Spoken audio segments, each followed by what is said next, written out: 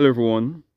John chapter 10 and verse 25, Christ says, "The works that I do in my Father's name, they testify of me."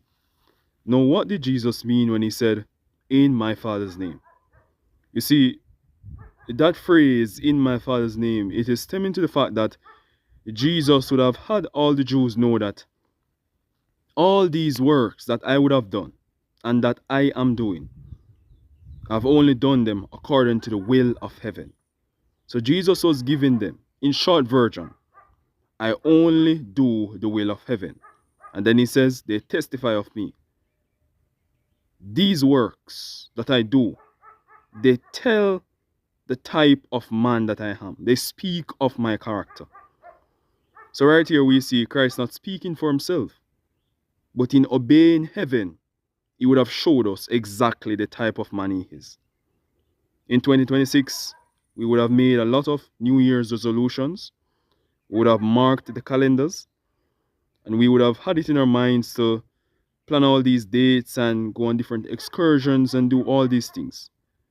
But amidst all of this, are we completing the orders of heaven?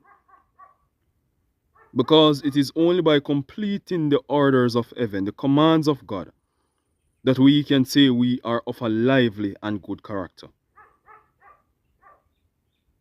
Because there's only one man that's good, and that's God. So if we don't associate ourselves with him, how can we even be classified good?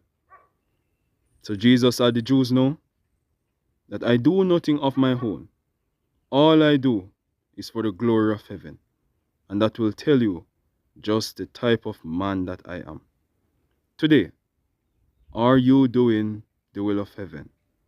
Because in doing the will of heaven, that will say the type of man that you really are. In 2026, we can serve God better this year. In 2025, we may have messed up. But now is the time to visualize a dream. But not only visualize, but to invite Christ into our lives. Amen.